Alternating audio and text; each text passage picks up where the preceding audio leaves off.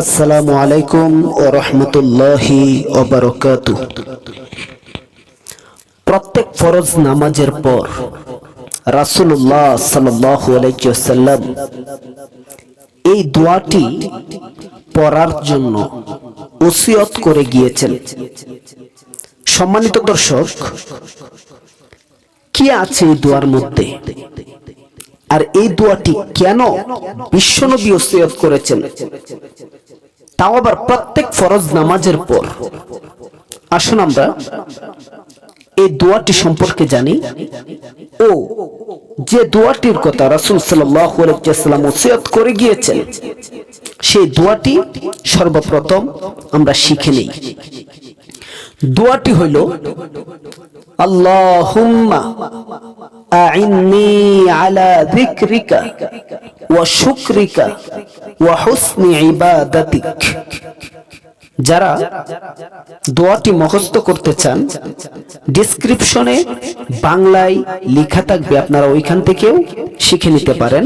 আবার ভিডিওর মাধ্যমে যারা মস্কের মাধ্যমে দোয়াটি জপে জপে শিখতে চান, ছোট্ট সেন্টেন্সে তারাও আমার সাথে সাথে বলতে পারেন, আল্লাহুম্মা আইন্নি আলা যিকরিকা ওয়া শুকরিকা ওয়া হুসনি ইবাদাতিক।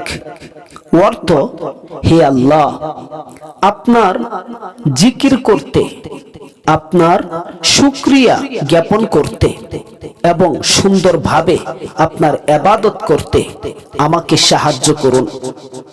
যে ব্যক্তি আল্লাহ তাআলাকে আপন করে পেতে, সন্তুষ্ট করতে, আল্লাহ তাআলার হুকুম পালনার্থে এবং আল্লাহ তাআলার শুকরিয়া জ্ঞাপনার্থে আল্লাহর ইবাদত করতে আল্লাহর সাহায্য চায়, তার চেয়ে উত্তম ব্যক্তি আল্লাহর কাছে আর কে হতে পারে?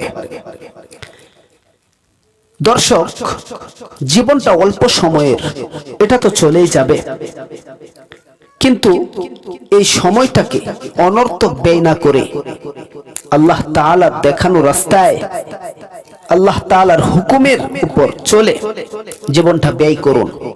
সময় তো চলেই যাবে, দেখে যাবে সময়ের কাজগুলো, আর এই কাজগুলোর উপর নির্ভর করছে আপনি জান্নাতি নাকি জাহান্নামী।